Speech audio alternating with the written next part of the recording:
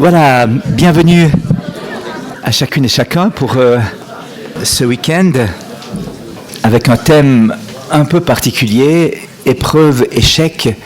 Est-ce que Dieu m'a oublié? Je crois que c'est ça le sujet. Hein. Voilà, une grande question délicate qui tombe bien en ce temps de carême, en ce temps aussi nous approchons de la croix, en ce temps aussi où finalement on voit un petit peu les épreuves du monde, les souffrances qui se déroulent un peu partout sur la terre et particulièrement pour nos frères et sœurs chrétiens persécutés. Je reçois encore un petit mot là aujourd'hui de quelqu'un qui me disait mais comment réagir par rapport à ça, qu'est-ce qui se passe, enfin, on est un petit peu désemparé devant ces questions-là et je crois que c'est le cœur finalement des grandes questions de l'humanité. L'humanité a toujours été en questionnement devant le mal, la souffrance, l'épreuve, devant la maladie, devant la mort, ces grandes questions qui habitent le cœur de l'homme et ça a été les premières questions même philosophiques. Mais d'où on vient, où on va et qu'est-ce qui se passe entre deux? Est-ce que la vie est un espace entre deux néants? C'est très intéressant quand les missionnaires sont arrivés en Angleterre, c'est donc des peuples, les Angles, des peuples païens, et puis le roi reçoit les missionnaires, et ces missionnaires leur disent, voilà, on va vous parler de quelqu'un qui est Dieu, et qui nous a donné son visage, et qui est capable de répondre aux grandes questions de notre vie. Alors le roi réunit un peu les sages du royaume, et puis il dit, qu'est-ce qu'on fait avec eux? Est-ce qu'on les trucide tout de suite? Est-ce qu'on les écoute?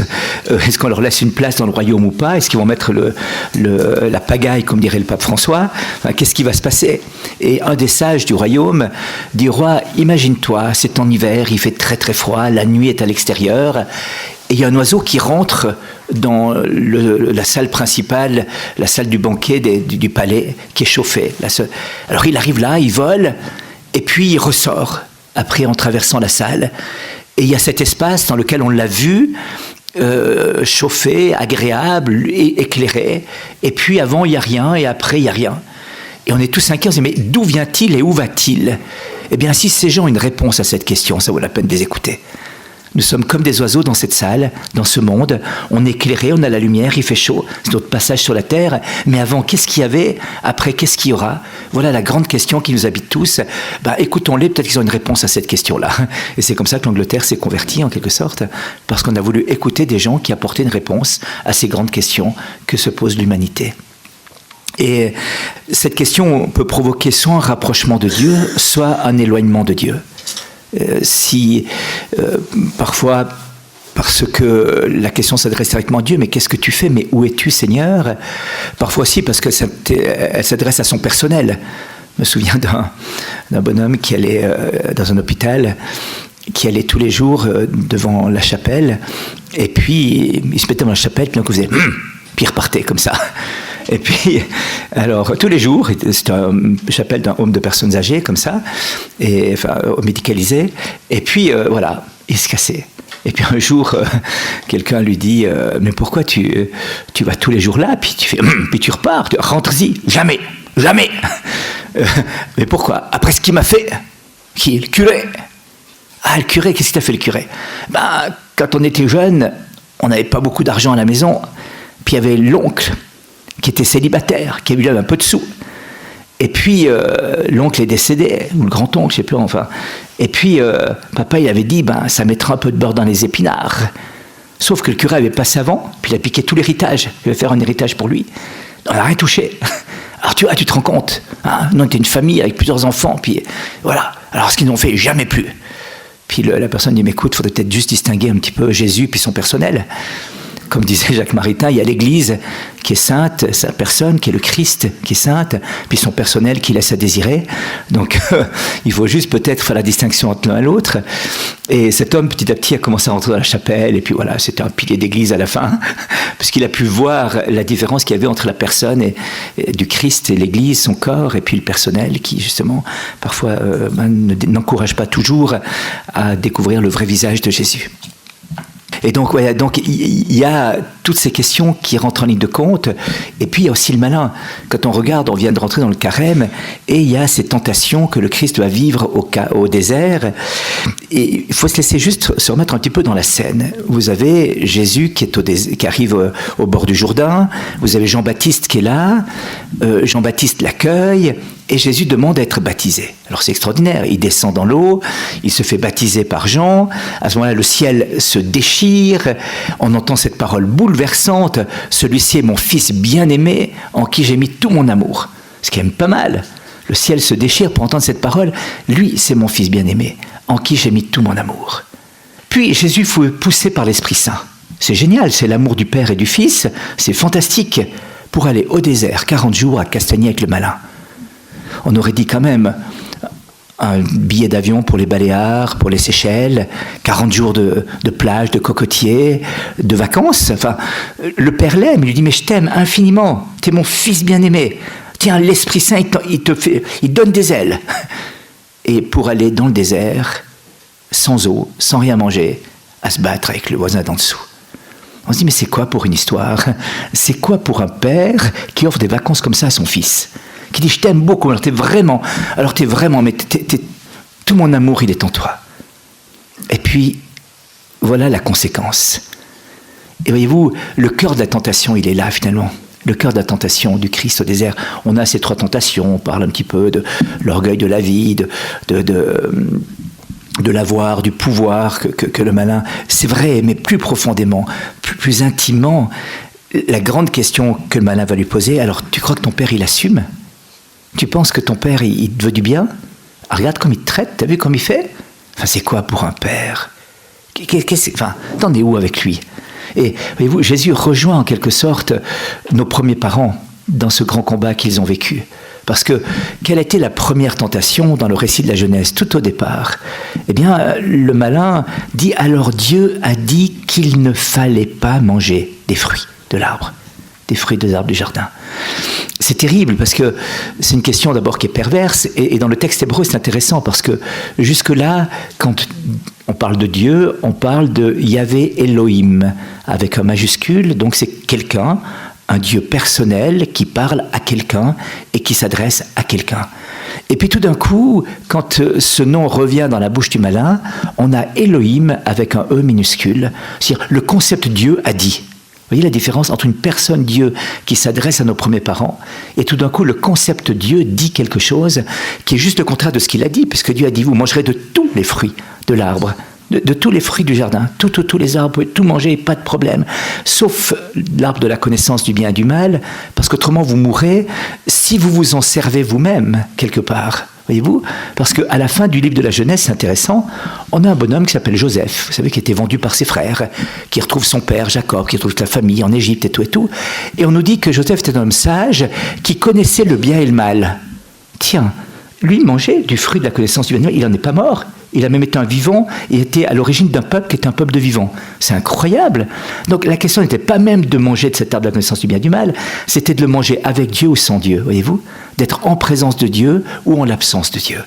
Et donc ce que va instiller le malin, le démon, le serpent dans la tradition biblique, dans le premier texte de la Genèse, dans ce récit de la tentation dans la Genèse, c'est finalement Dieu est quelque part l'ennemi de l'homme, l'ennemi de ton bonheur. Dieu, c'est un petit cachotier.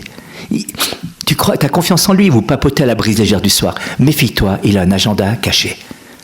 Il a une arrière-pensée. Tu vas être pigeon de lui, tu vas voir. Méfie-toi. Dieu est l'ennemi de ton bonheur. Et cette idée, elle traversera toute l'histoire de l'humanité. Et toute la philosophie récente, c'est ça. Quand Sartre va dire « si Dieu est, l'homme n'est pas, or l'homme est, donc Dieu n'est pas, joie, joie, joie, pleurs de joie ». Finalement, il y a incompatibilité totale entre Dieu et l'homme. L'homme ne vivra vraiment que dans son autonomie radicale, dans son désir d'indépendance totale à l'égard de Dieu. Et le malin va venir instiller ce doute, cette méfiance dans le cœur de l'homme. Voilà. Est-ce que Dieu assume ou pas ? Il y a une religieuse qui parlait de ça en Papouasie-Nouvelle-Guinée à des aborigènes là-bas et elle leur expliquait le récit de la Genèse et puis ils commencent tous à éclater de rire Et il dit, mais enfin, c'est pas marrant, quoi. Le serpent propose de manger le fruit, et voilà, et puis après, il y a une catastrophe quand même. Comme disait quelqu'un, une pomme, de poire et beaucoup de pépins à la suite. Et alors, on a dit, non, c'est pas ça. Si ça s'est passé chez nous, on aurait mangé le serpent et laissé la pomme. Donc, chaque récit a son contexte culturel particulier, quand même. Mais toujours est-il que la conséquence, eh bien là, il y a une tragédie qui se produit. Le concept Dieu devient l'ennemi de l'homme, quelque part, et ça traverse toute l'histoire. Et Jésus rejoint l'humanité à ce questionnement-là, à ce problème-là, à ce drame-là, voyez-vous, en acceptant d'aller au désert et d'être tenté sur « mais est-ce que ton père assume ?» Est-ce que ton père assume? C'est quoi pour un père qui t'envoie cassaigner dans le désert et lutter avec moi, dit le serpent? C'est quoi pour un père qui finalement te conduit dans l'épreuve? Et à ce moment-là, eh bien, que va-t-il advenir? Alors voyez-vous, dans la tradition biblique, quand on parle d'épreuve, il y a deux manières de comprendre. C'est la pleure de banane que Dieu jette sur la route pour qu'on se casse la figure. Ça, c'est la vision qu'on a souvent de l'épreuve. Et quand on dit « Seigneur, ne nous soumets pas à la tentation », ou alors qu'on dit « Que ta volonté soit faite », habituellement on rentre la tête dans les épaules, on sort le casque. Pas celui du salut, mais le casque de protection. Et on se dit, pourvu qu'il ne me repère pas, qu'est-ce qui va m'arriver sur la tête? Donc, on a une vision de la volonté de Dieu, une vision de la façon à laquelle Dieu nous traite, qui, quelque part, on fait un peu notre ennemi. Et on dit, mais qui se maintiennent à distance. On veut bien avoir des relations assez intéressantes. Ça lui-même disait, non, c'était Voltaire qui disait ça, c'est intéressant. Il y avait la procession un jour de la fête Dieu, et Voltaire se décoiffe. Et puis, alors quelqu'un lui dit, je ne sais plus qui c'était, un médecin qui lui dit, mais quoi? Vous vous décoiffez dans une procession? Avec Dieu, on se respecte, mais on ne se cause pas. Voilà, on respecte une sorte de civilité, on se salue, éventuellement, mais on ne se cause pas. On n'entretient pas de relation. Donc, on peut avoir cette tentation aussi, voyez-vous, d'entretenir un certain nombre de relations extérieures avec Dieu, mais pas cette intimité, pas ce cœur à cœur.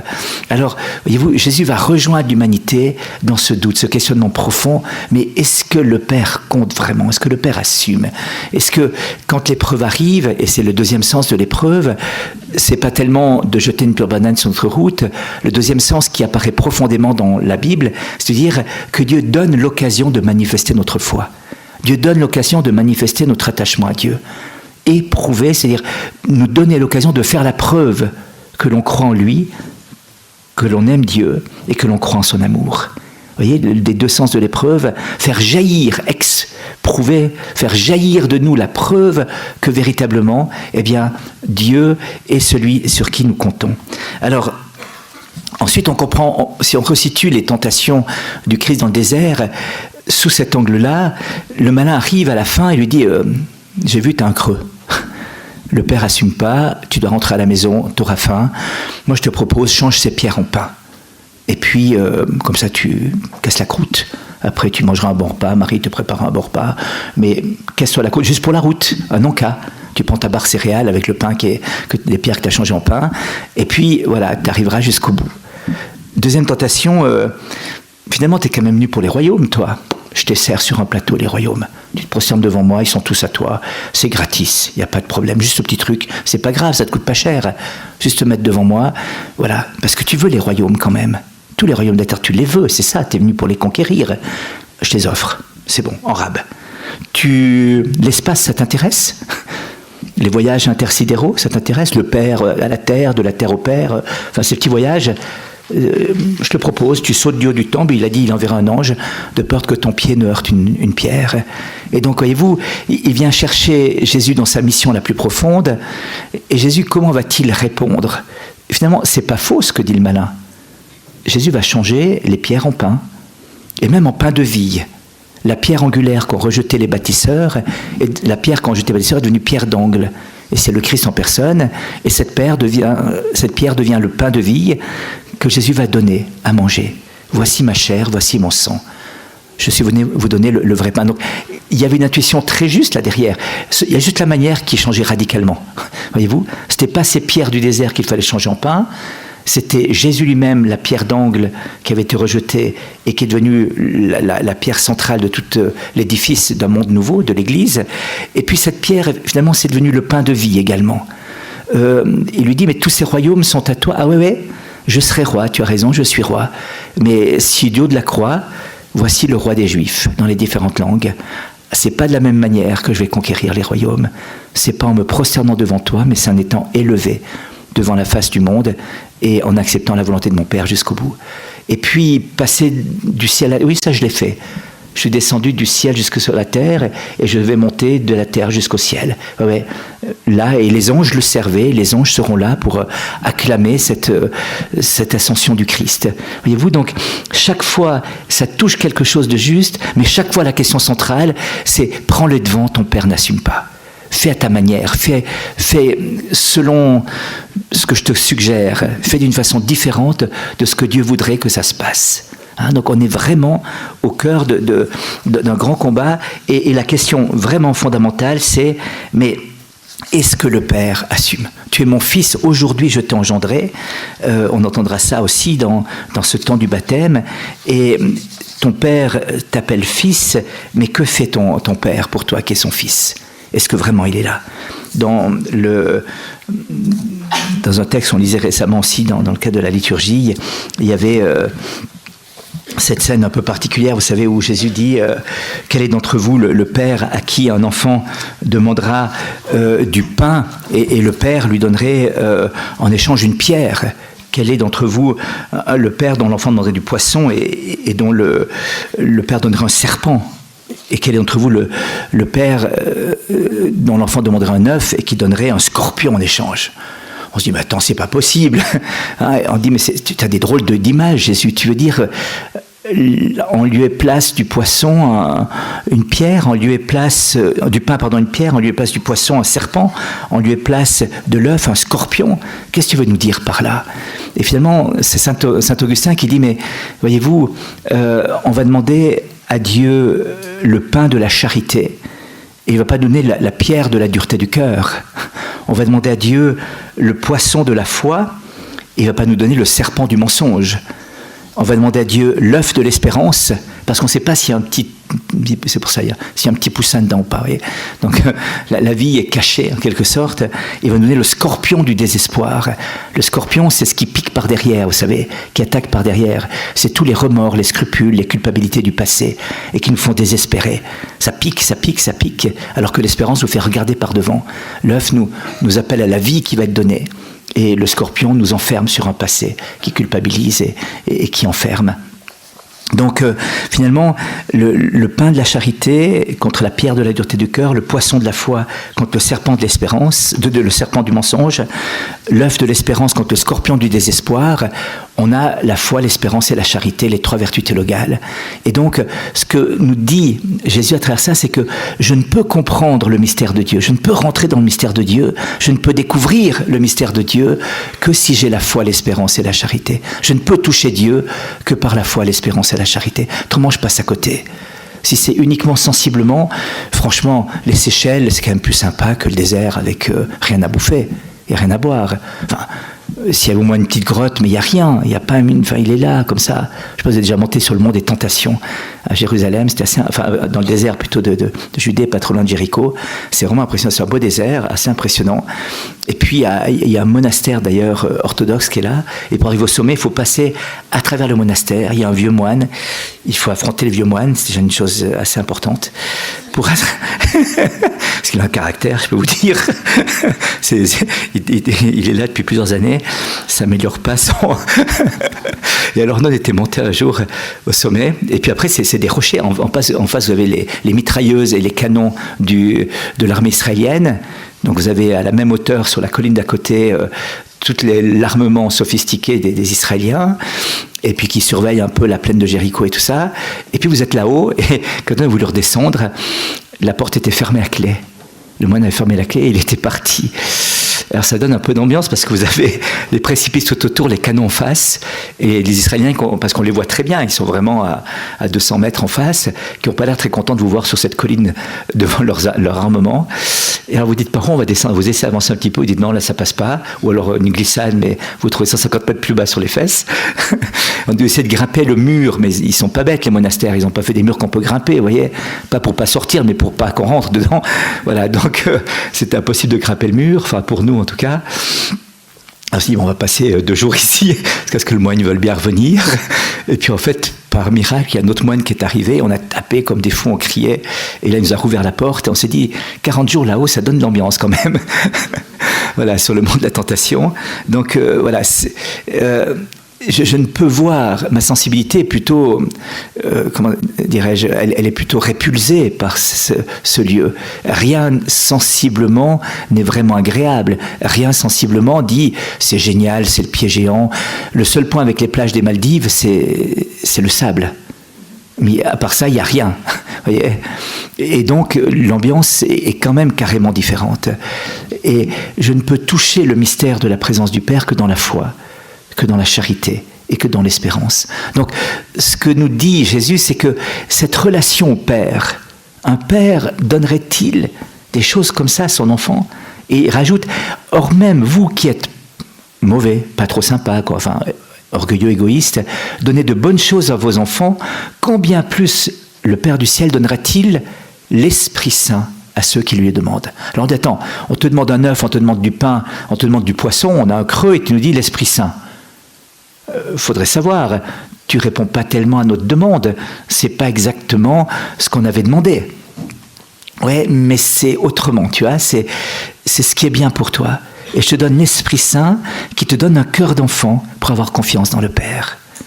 Et ça change tout. C'est ça la révolution. Je donne l'Esprit Saint qui crée en toi un cœur d'enfant, qui te permet de t'abandonner dans les bras du Père, quelles que soient les circonstances et l'épreuve extérieure que tu peux ressentir. Alors là, vous voyez, on est dans le mystère, on rentre dans le cœur du sujet, dans le vif du sujet. C'est-à-dire que Dieu n'est pas ce qu'on peut imaginer, quelqu'un qui serait un tiroir-caisse et qui nous donnerait ce qu'on demande tout de suite. Il y a cette très belle histoire que je raconte des fois, c'est une jeune fille qui disait un jour à ses copines, c'était avant Noël, chacune parlait un petit peu de ce qu'elle voulait comme cadeau, puis une dit, moi j'ai demandé à Jésus une Barbie. Puis il dit, à Jésus? Tu demandes à Jésus, toi? Ouais, parce que voilà. Alors elle dit, Jésus il n'existe pas. Si, il existe, Jésus. Tu vois, non, je suis sûr qu'il n'existe pas, puis il ne te répondra pas d'ailleurs, tu vas voir.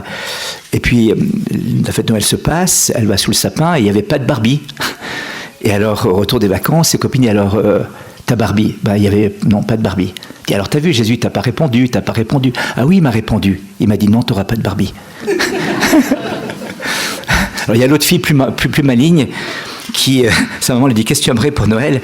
Et la fille se met à hurler, j'aimerais que Jésus m'apporte une maison de poupée. Puis on crie pas si fort, Jésus il n'est pas sourd. Lui pas, mais grand-papa à côté, oui.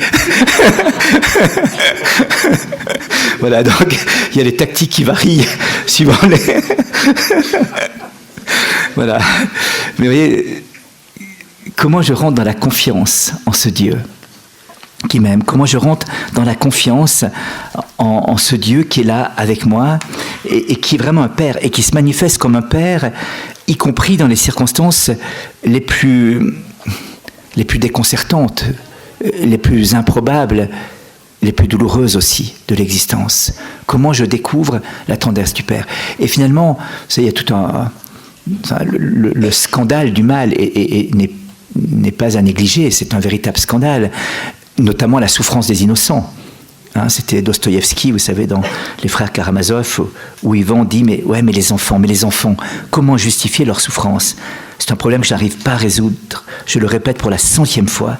Il y a en ce monde une multitude de problèmes, mais j'ai choisi celui-là, celui des enfants, parce qu'il me permet d'exprimer plus clairement ce qui me tourmente. Dis-moi, si les hommes doivent souffrir pour préparer, par leur souffrance, l'harmonie universelle. Et alors, il a cette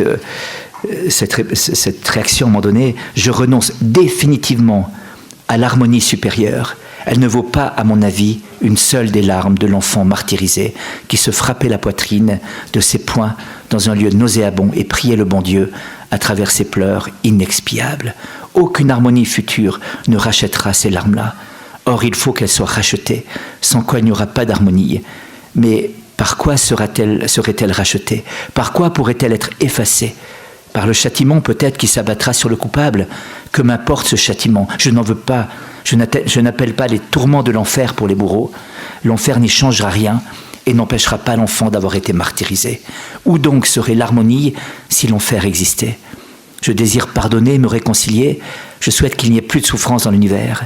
Si les larmes des enfants sont indispensables pour parfaire la somme de douleurs qui sert de rançon à la vérité, j'affirme catégoriquement que celle-ci ne mérite pas d'être payée à tel prix. Je ne veux pas en un mot que la mère se réconcilie avec le bourreau qui a fait déchiqueter son enfant. Elle n'a pas le droit de lui pardonner. Qu'elle passe sur sa propre souffrance, sur son immense douleur maternelle et n'en tienne plus rigueur au tortionnaire, libre à elle, mais pas sur la souffrance de l'enfant. Je ne veux pas de cette harmonie, je la repousse par amour de l'humanité. Je préfère que les souffrances de ce monde demeurent inexpiées. J'aime encore mieux conserver ma douleur non rachetée et mon indignation inassouvie. Dussé-je avoir tort? Le prix exigé pour l'harmonie est trop élevé et n'est pas à la portée de notre bourse. Le billet d'entrée coûte trop cher. C'est pourquoi je me hâte de rendre mon billet. Étant un honnête homme, je ne me sens pas tenu de le restituer au plus vite. C'est ce que je fais. Je me sens tenu de le restituer au plus vite. Je ne renie pas le Seigneur, Alyosha. Je me borne à lui retourner respectueusement mon billet. Et Alyosha essaye de lui répondre en baissant les yeux, une révolte. Et puis on retrouve ça d'ailleurs dans Sartre, dans les mots de Sartre. Il raconte qu'il était à l'école avec un enfant, un jeune Bénard, qui ne vivait qu'à demi, dit-il. Je ne l'ai jamais vu sans un gros foulard de laine. Il nous souriait gentiment, mais parlait peu. Et je me rappelle qu'on lui avait défendu de se mêler à nos jeux. Il était très malade. À la fin de l'hiver, il mourut. Les enfants et les soldats ne se soucient guère des morts. Pourtant, nous fûmes 40 à sangloter derrière son cercueil. Nos mères veillaient. L'abîme fut recouvert de fleurs. Elles firent tant que nous tînmes cette disparition pour un super prix d'excellence décerné en cette année. Et puis Bénard vivait si peu qu'il ne mourut pas vraiment. Il resta parmi nous, présence diffuse et sacrée. Notre moralité fit un bond, nous avions notre cher défunt, nous parlions de lui à voix basse avec un plaisir mélancolique. Je garde confusément le souvenir d'une atroce évidence. Cette couturière, cette veuve, avait tout perdu.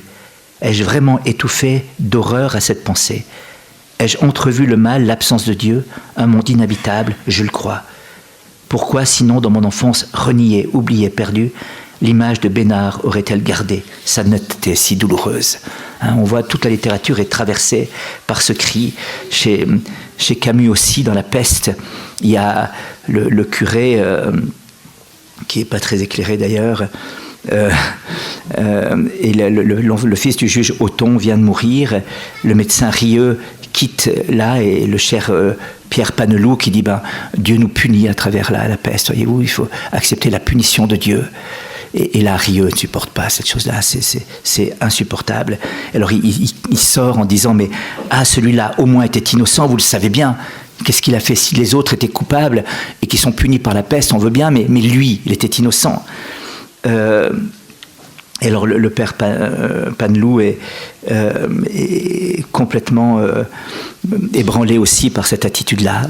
Au cœur du drame, il y a la souffrance de l'innocent qui souffre. Ça, c'est quelque chose d'incroyable. Il y a eu cette scène incroyable d'un petit enfant syrien de 3 ans qui a été brûlé par les bombardements, comme ça. Et puis les gens l'ont accompagné jusqu'à la mort. Et puis quand il est décédé, il a regardé les gens et dit « J'irai tout dire au bon Dieu. J'irai tout dire au bon Dieu ce que vous faites. » Ouais, voilà. I'm gonna tell God everything. Je dirai tout de ce qui se passe ici. C'est pas gentil, ça va pas, c'est pas possible, vous pouvez pas faire ça. Donc, on est confronté à ce drame, à ce pourquoi qui est là, et qui finalement résonne de manière mystérieuse, parce que il n'y a pas de réponse immédiate. On peut remonter au péché de l'ange, on peut remonter au péché originel, mais quand vous souffrez, ouais, ça veut dire quoi? Allez-y. Et puis, toute l'étape de la foi, de l'espérance et de la charité, toute l'étape du regard va consister à passer du pourquoi au pourquoi en 2 mots. En vue de quoi ? Quel bien Dieu pourra-t-il tirer de plus grand à travers cette épreuve ? Comment réussir à voir derrière les apparences la présence tendre de Dieu ? Il y a une histoire que raconte Padre Pio sur le mal et la souffrance, des gens qui lui posaient la question, mais pourquoi tout ça ? Et il raconte l'histoire d'une maman qui est en train de faire de la broderie, et son fils arrive et voit l'envers de la broderie. Il voit tous les nœuds qui sont faits, les fils qui pendouillent, les couleurs qui s'entremêlent de manière disharmonieuse. Et puis l'enfant dit à sa maman, écoute, spaghetti bolo, t'es doué, la cuisine ça va bien aussi, mais les frites c'est très bon, mais la broderie c'est pas ton truc, vraiment tu devrais laisser tomber. Fais-moi des frites plutôt, c'est plus agréable que ta broderie, parce que, enfin, je veux pas te vexer maman, mais c'est pas réussi ton truc quoi. Et puis la maman à ce moment-là retourne la broderie, et voilà qu'un magnifique paysage apparaît, avec chaque nœud à sa place, chaque couleur à sa place, une harmonie bouleversante, et qui est là, ah, dit le gamin, ah ouais, de ce côté c'est plus joli, ouais, c'est même beau de ce côté-là. Et alors, le Padre Pio dit, ouais, c'est un petit peu ce mystère-là. D'un coup, nous, on voit cet enchevêtrement de nœuds, de fils qui pendouillent, on voit ces choses qui semblent mal terminées, disharmonieuses, et puis, tout d'un coup, il faut passer de l'autre côté. Ça, c'est la foi qui nous fait passer de l'autre côté et découvrir une harmonie plus grande, une harmonie plus belle, qui est là, une véritable harmonie en quelque sorte, parce que Dieu a saisi tout cela avec l'amour, parce que Dieu a empoigné tout cela avec l'amour, voyez-vous. Et que tout d'un coup, la question n'est plus tant pourquoi Dieu permet-il cela, mais est-ce que Dieu est présent là au milieu ? La question du mal, de la souffrance, je vous le disais, elle habite au cœur de l'humanité, mais pour moi, ça n'a jamais été... Enfin, je pensais que l'homme était assez stupide pour se faire beaucoup de mal.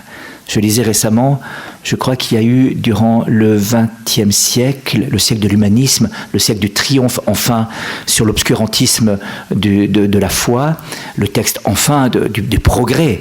Il y a eu 321 millions de morts par l'homme. On s'est massacrés les uns les autres, et 320 millions de nos frères et sœurs en humanité ont été massacrés pendant le XXe siècle. Durant ce même XXe siècle, il y a eu 600 000 morts par les catastrophes naturelles. 321 millions de la faute de l'homme et 600 000 des catastrophes naturelles. J'ai vu ces statistiques récemment. Je ne sais pas très bien comment elles ont été faites, je n'ai pas vérifié, mais voilà, c'était quand même quelqu'un de bien placé qui est honnête, qui disait ça. Donc voilà. Quels que soient les chiffres d'ailleurs, c'est une disproportion immense. Et l'homme est assez bête, assez stupide pour faire du mal. Pour moi, la question, c'était pas tellement celle-ci qui mettait en cause Dieu, c'était mais au cœur de l'épreuve, au cœur de la souffrance, est-ce que Dieu assume ? Est-ce que Dieu est présent ? Est-ce que Dieu est capable de transfigurer l'épreuve et la souffrance ? Ça, c'est la seule vraie question. Si Dieu n'est pas capable de ça, alors il faut laisser tomber. Il vaut mieux abandonner. Mais si Dieu est capable, au cœur de l'épreuve et de la souffrance, d'assumer par sa présence les choses, il y a tout qui change. Et quand on regarde la parole de Dieu, c'est assez impressionnant. Il y a cette scène assez particulière, vous savez, où Moïse est appelé à aller délivrer son peuple. Il a 80 ans, il dit, écoute, je suis à la retraite, j'ai l'AVS, voilà. Alors Dieu lui dit, écoute Moïse, j'aimerais bien que tu partes là-bas pour aller sauver le peuple. Il dit, non, j'ai un casier judiciaire là-bas, j'ai tué quelqu'un il y a 40 ans derrière, il n'y a pas prescription. Non, moi, aller me frotter à la police des Égyptiens, pas question. Et Dieu lui dit, mais si, dit non mais t'as vu l'âge que j'ai, prends quelqu'un de plus jeune, ça va pas, je suis pas fait pour ça. Il dit mais si, vas-y, il faudrait que tu ailles parler à Pharaon. Et à ce moment-là, il dit, mais non, alors là, ça va pas parce que moi, j'ai un défaut de prononciation, sans doute un bégaiement comme ça. Il dit, c'est un peu difficile pour moi d'intervenir dans ces circonstances devant Pharaon pour une mission diplomatique. Et Dieu dit, mais je serai là, je t'assisterai, ton frère Aaron sera avec toi, tu ne seras pas seul, tu seras coaché. Donc, et puis à la fin, Moïse dit, de toute façon, j'ai pas envie d'y aller. Voilà, au fond du truc, de toute façon, je veux pas. Enfin, toutes les excuses bidons qu'il a avancées servaient à rien. Le fond du problème, c'est tu me casses les pieds, fous-moi la paix. Je vis ma retraite tranquillement ici. Je veux pas d'ennui avec la police, avec personne d'ailleurs. Je connais bien mon peuple là-bas. Ils vont pas être d'accord de partir tout de suite. Et puis Pharaon, je le connais aussi. C'est pas quelqu'un à fréquenter. Donc voilà, j'ai pas envie d'y aller. Mais le drame, quand même, pour Moïse, c'était cette difficulté. En disant, voilà, quand on enlevait toutes les fausses excuses, il restait quand même un problème objectif. C'était sa bouche pâteuse, comme il est dit dans le texte de l'Exode. Et c'est intéressant parce que Moïse va quand même aller pour finir. Dieu, il sait être insistant et sait convaincre ses serviteurs de faire le boulot. Et puis, il va libérer le peuple. Il va mourir sur le mont Nebo qui est à la frontière de la Terre Sainte. Et le texte biblique nous dit « il mourut sur l'ordre de Dieu ». C'est comme ça qu'on traduit habituellement. Or, quand on prend le texte hébreu lui-même, c'est dit « il mourut sur la bouche de Dieu ». J'ai la bouche pâteuse, tu mourras sur ma bouche. Ah, le lieu de ma douleur, c'est le lieu de la rencontre avec toi. Il y a un bouche à bouche quelque part qui se produit. Et quand on regarde l'Écriture sainte, c'est toujours comme ça. Le lieu de l'épreuve, le lieu de la souffrance, c'est le lieu où Dieu vient nous rejoindre. Moïse était parti sur la montagne, et voilà que le peuple a commencé à abandonner la loi, et les serpents venimeux sont arrivés, et commencent à faire un carnage, si j'ose dire, parmi les fidèles, enfin les Hébreux. Alors tout le monde panique, les serpents nous mordent. Alors Moïse va vers mon Dieu et dit « qu'est-ce que je fais maintenant ? J'ai pas de truc pour liquider les serpents. Qu'est-ce qu'on fait ? Tu prends les serpents mordent et tuent. Ouais, alors prends un serpent, t'en fais un et tu le mets sur un pieu. Et puis quiconque regardera vers le serpent sera sauvé. Attends, écoute-moi Seigneur, je te répète. Les serpents mordent et tuent les gens. Oui, j'ai bien compris. Donc tu prends un serpent, tu le mets sur un pieu et ils seront sauvés. Attends, la même chose qui peut tuer peut faire vivre. C'est ça que tu veux me dire, Seigneur? Oui, c'est ce que je suis en train de te dire. Ouais. Ce qui peut tuer et donner la mort peut aussi donner la vie. Il suffit simplement de le regarder autrement. Il suffit simplement de le voir autrement. Comme si Dieu venait justement chaque fois nous rejoindre là où ça pose question, là où c'est problématique. Il y a une scène aussi assez impressionnante qui se passe dans les Actes des Apôtres. Vous avez l'eunuque de la reine d'Éthiopie qui est sur son char avec tous les honneurs qui viennent à sa place importante dans le royaume. Vous savez qu'on émasculait volontiers les premiers ministres ou les gens qui faisaient le gouvernement pour une raison très simple, c'est qu'il ne fallait pas qu'il y ait de la descendance pour pouvoir prendre le pouvoir pour eux. Donc ils étaient de fidèles serviteurs dans la mesure où il n'y avait pas un fiston à qui il fallait assurer le poste de travail après. Voilà. Et donc il était là et il lit un texte d'Isaïe. Et vous voyez, le Seigneur, c'est quand même une blessure de ne pas avoir d'enfants dans cette époque, particulièrement, mais aussi aujourd'hui. Et le texte sur lequel il est tombé, sa postérité, qui la racontera. Et le Seigneur, il vient juste, toi, tu ne pourras pas avoir d'enfants, et tu ouvres ton livre de la Bible, et puis tu tombes sur le texte d'Isaïe où justement il dit ta postérité, qui va la raconter? Mais j'en ai pas, Seigneur, tu sais bien, pourquoi tu viens grailler au même endroit toujours? Tu viens dire, c'est là, j'ai vu, c'est... Voilà, c'est pas possible.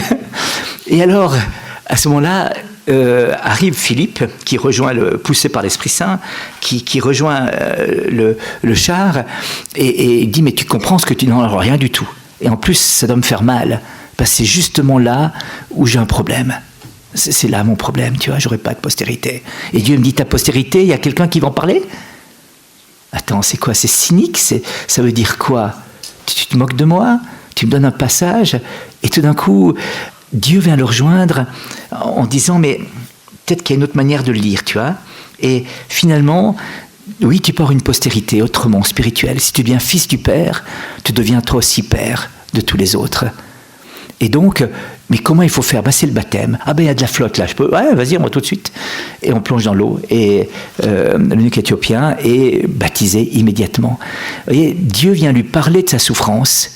Il vient lui dire, j'ai vu, tu as un problème de postérité. Et puis, je viens te rejoindre là où tu as ta difficulté. Là où tu souffres, là où c'est difficile pour toi. Et quand on regarde bien toute l'Écriture sainte, la vraie question, c'est pas...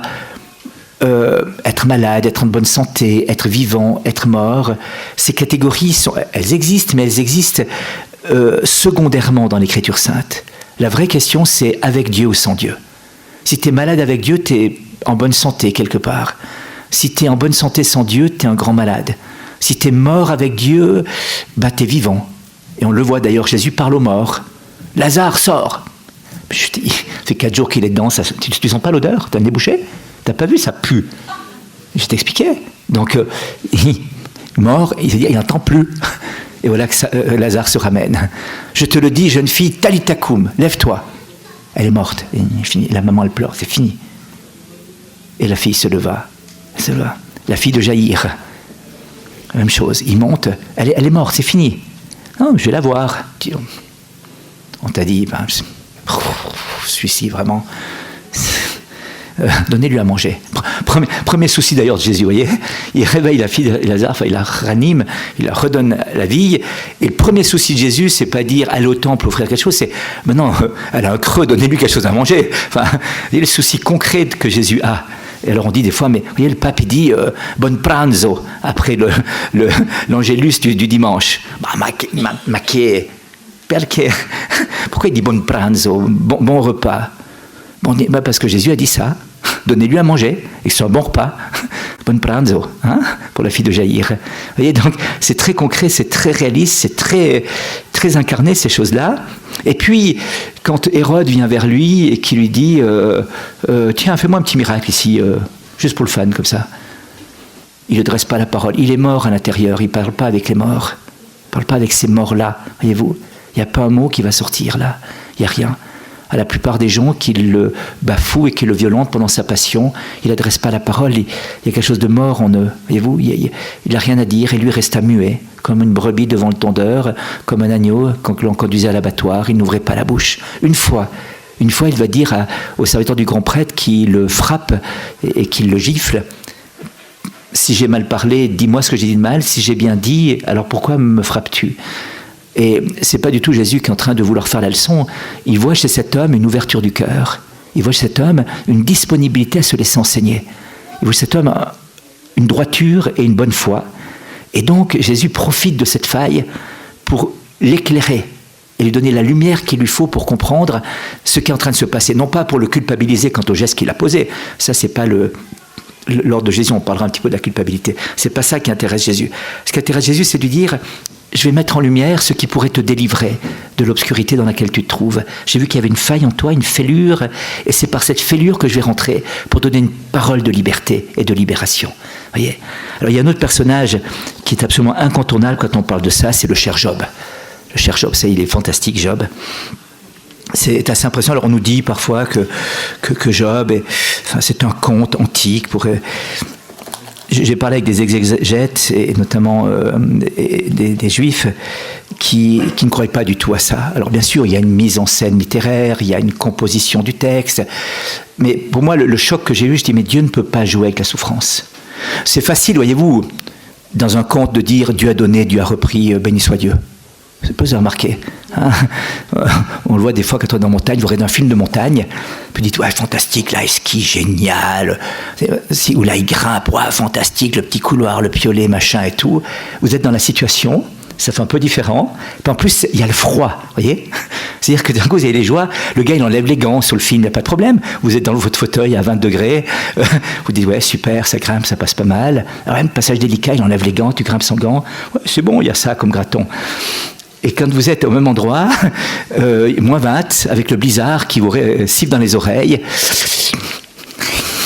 vous êtes là comme ça, vous dites, ouais, c'est une autre ambiance. C'est pas tout à fait la même chose. Hein, voilà, alors, c'est facile de dire, ouais, génial, cool, ouais, fantastique, tu mets les mains comme ça, tu vas, tu passes. Quand tu es dans la situation, c'est un peu différent. La réalité. Alors, dans un conte, de faire dire au personnage central, dans le rêve, dans l'imaginaire de l'auteur, Dieu a donné, il y a tous tes biens qu'on cramait. Il y a tout qu'à cramer, t'as plus rien. Ah ouais, Dieu a donné, Dieu a repris, béni soit Dieu. Il y a toute ta famille qui est morte, tous tes serviteurs, il n'y a plus rien.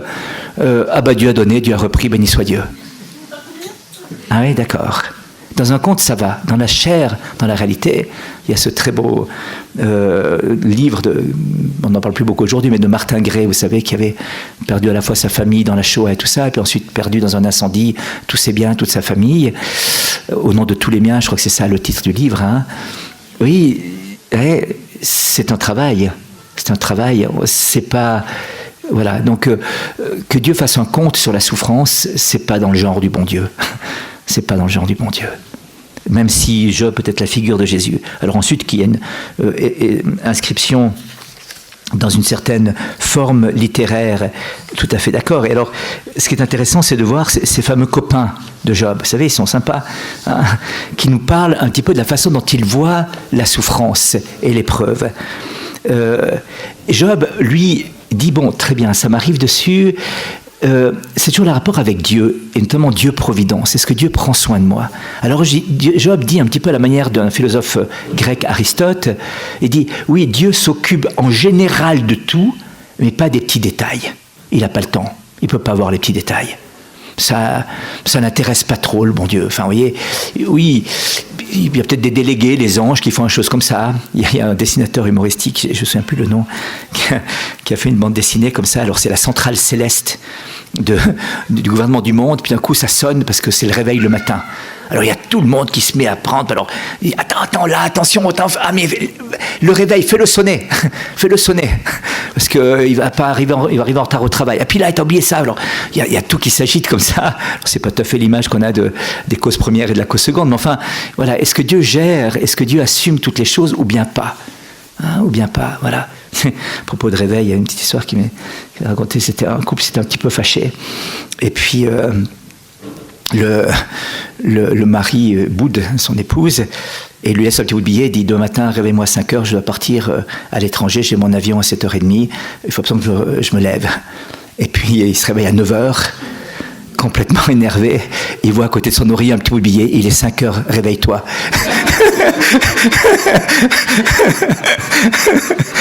Et des fois, la communication verbale peut être très utile dans certaines circonstances. Voilà. Donc, Job se dit, oui, Dieu assume en général, mais pas dans le détail. Dieu n'assume pas dans le détail. Et ça, c'est une idée qui nous vient, mais pourquoi j'embêterais le bon Dieu pour ce petit détail? Pourquoi j'embêterais le bon Dieu pour ce petit problème? Vraiment, ça vaut pas la peine. Il a d'autres choses à s'occuper. Il a des soucis bien plus graves dans le monde que s'occuper de mon petit souci, mon petit problème et de ma petite histoire. Non. Non, c'est méconnaître Dieu, voyez-vous. Et ça, philosophiquement, ça se comprend. Dieu est le big manager de toutes les choses du monde, mais c'est pas lui. Enfin, c'est un manager qui va s'occuper des cartouches d'imprimante, de l'imprimante de sa secrétaire. Bon, c'est peut-être un petit peu... Enfin, c'est gentil, ça peut être très sympathique et très cordial, mais peut-être que c'est pas son job directement. Vous voyez ? S'il apporte un café, c'est autre chose. Ça peut être de l'amour et de la charité. Ça, c'est autre chose, c'est bien. Mais si... voilà. Et donc, il n'a pas à gérer tous les petits détails des choses. Ce serait vraiment ne pas savoir assumer sa fonction. Alors, on se dit, Dieu, tiens, c'est le big boss, donc il ne va pas aller dans les petits détails. Jésus nous dit, mais le bon Dieu, il compte même les cheveux de votre tête. C'est quand même incroyable.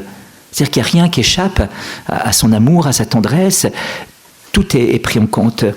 Le deuxième, Éliphaz, lui dit Job, si ton bas vaut autant que ça, tu as dû faire des péchés.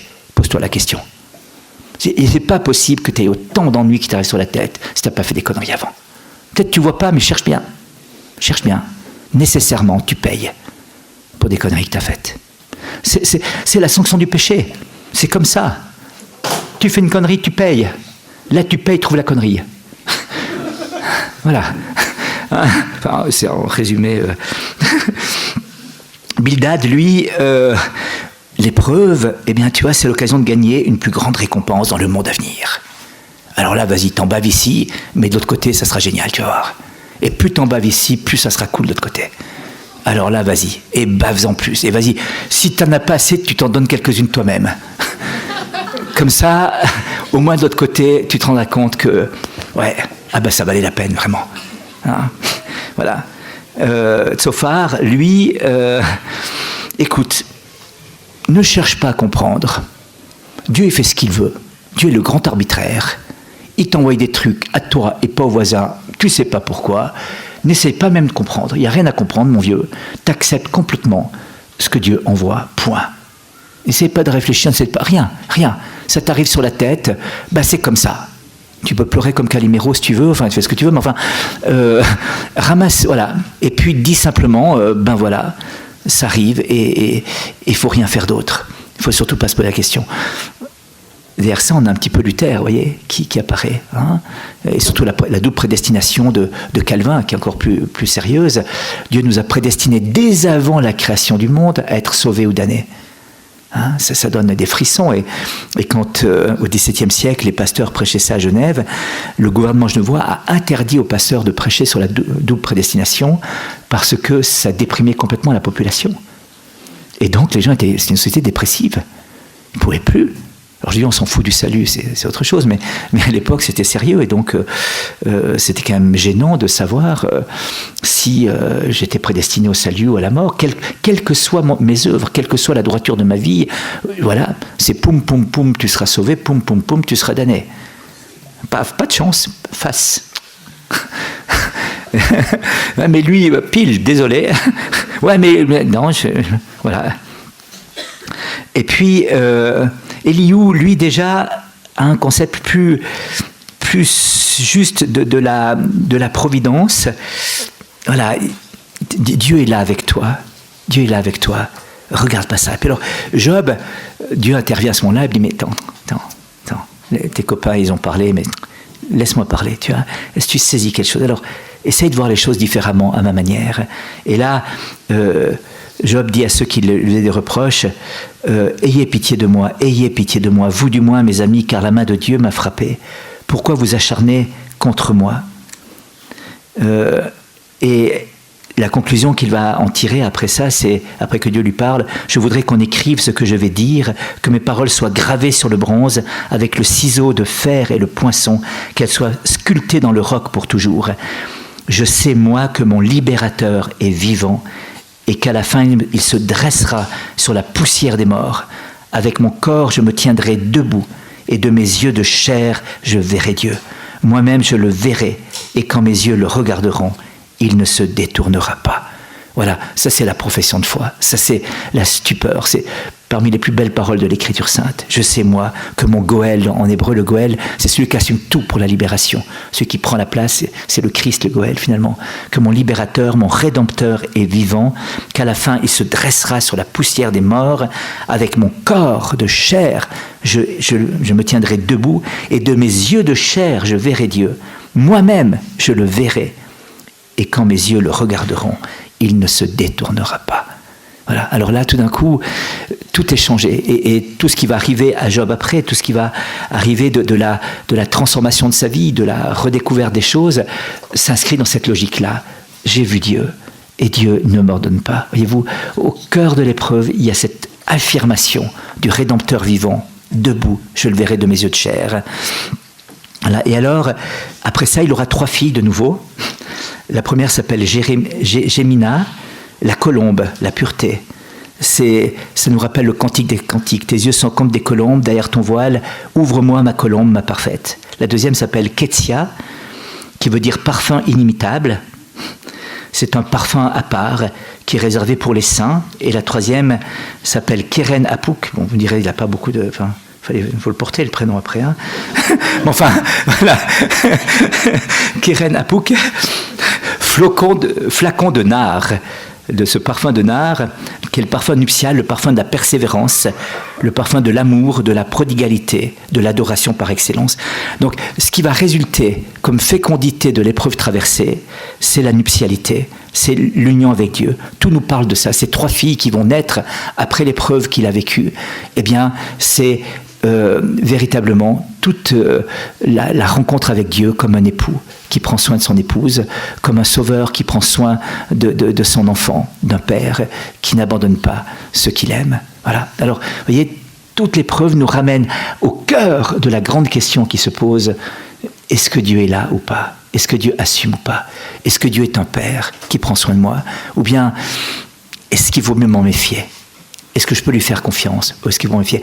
Indépendamment des circonstances. C'est-à-dire que je ne vais pas lui demander qu'il écarte les difficultés ou les problèmes. Je peux le faire, mais ce n'est pas sûr que ça se passera comme ça. On en parlera plus tard. Mais la vraie question, c'est: est-ce qu'il est là avec moi dans ce moment, dans ces difficultés? Voilà le cœur de l'acte de foi, d'espérance et de charité que vous demandez de vivre. Voilà. Alors.